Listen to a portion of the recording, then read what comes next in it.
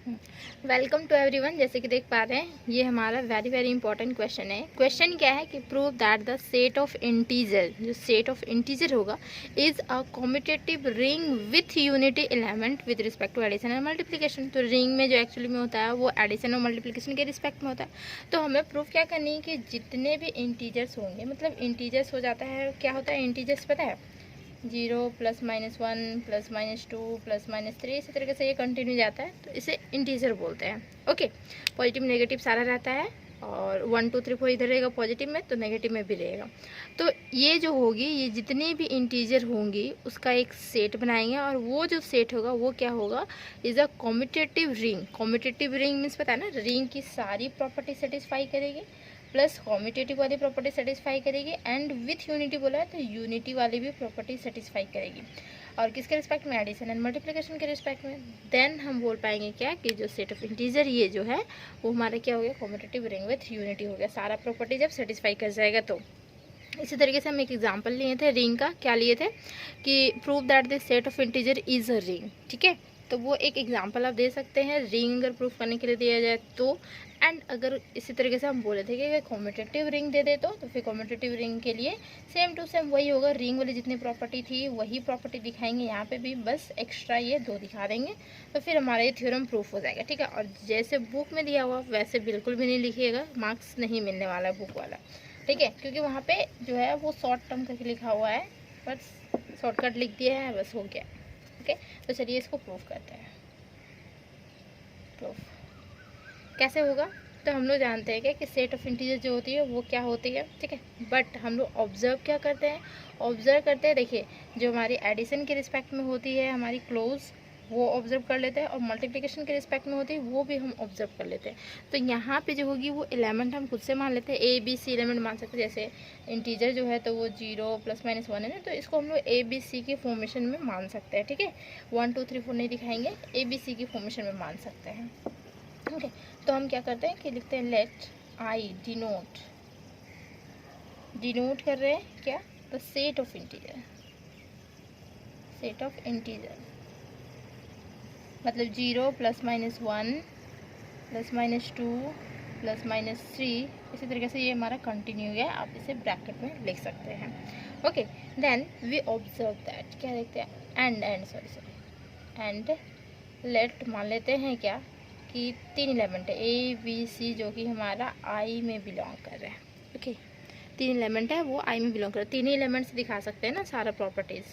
Then तो we observe that क्या observe कर रहे हैं कि A + B जो होगा वो भी कहाँ होगा, I में होगा, एंड A.B होगा वो भी कहाँ होगा, I में होगा। ठीक है, मतलब एडिशन वाले भी जो होंगे क्लोजर प्रॉपर्टी वो इंटीजर में लाई करेगा, और मल्टीप्लिकेशन वाले भी क्लोजर प्रॉपर्टी होगा वो भी हमारा इंटीजर में लाई करेगा। क्लियर। देन उसके बाद क्या होता है, एडिशन वाली प्रॉपर्टी। देखिए ये तो हम लोग ऑब्जर्व किए, और फिर आती है लॉ ऑफ एडिशन। ओके, इसी तरीके से लिखिएगा, लॉ ऑफ एडिशन। ठीक, छोटा छोटा पार्ट्स करके लिखिएगा तब ज़्यादा अच्छा होगा। नंबर 1, देखिए यहाँ पे क्लोजर होगी, उसके बाद क्या, एसोसिएटिविटी हो सकता है डायरेक्टली। तो एसोसिएटिविटी मीन्स क्या होता है कि A + B + C, तो 2 एक साथ होता है, this is equal to A + B + C, this one for all. क्या ABC कहाँ का एलिमेंट है, तो हमारा I का एलिमेंट है, मतलब इंटीजर आ गया। ठीक है, तो ये हमारे एसोसिएटिव हो गई। देन सेकेंड वन क्या होगा, कॉम्यूटेटिव। तो कॉम्यूटेटिव में क्या होता है, A + B this is equal to B + A for all AB कहाँ का एलिमेंट है, तो हमारा I का एलिमेंट है। ठीक है, तो ये हमारी एसोसिएटिविटी हो गई, फिर कॉम्यूटेटिव हो गई। देन उसके बाद क्या होता है, बताइए, additive identity and additive inverse. Okay, third one,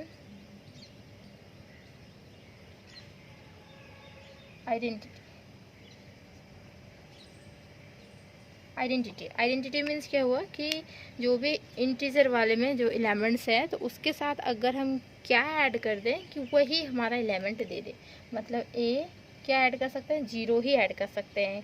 कोई भी एलिमेंट्स के साथ अगर जीरो ऐड कर देते हैं तो वही एलिमेंट हमारा रिजल्ट देता है, जो कि हमारा ए हो जाएगा। और जीरो प्लस ए भी ले सकते हैं। फॉर ऑल ए कहाँ का एलिमेंट होगा, आई का एलिमेंट होगा, ठीक है।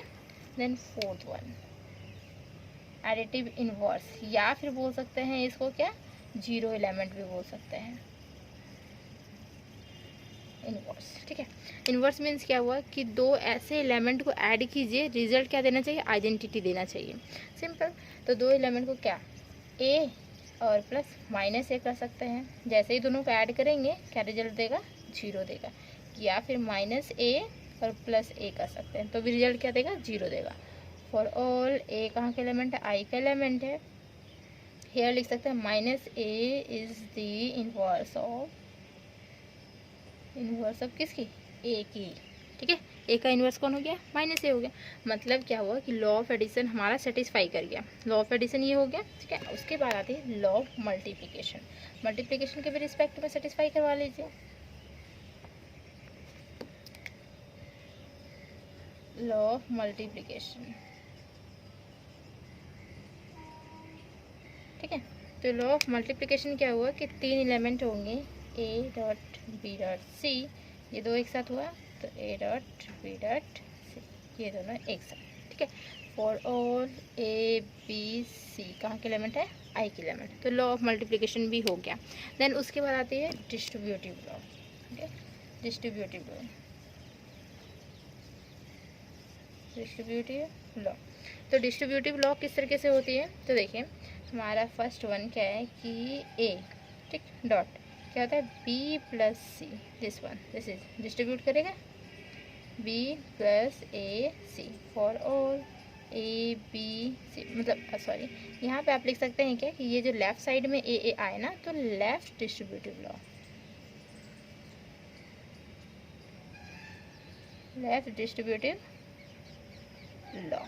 और सेकेंड वन जो है हमारा वो क्या है, बी प्लस सी कर सकते हैं और ए मल्टीप्लाई कर दीजिए दिस वन, तो क्या हो जाएगा बी डॉट हमारा ए होगा प्लस सी डॉट ए होगा। ये क्या हो गया, देखिए ए जो है वो राइट साइड में लगा हुआ है, मीन्स राइट डिस्ट्रीब्यूटिव लॉ,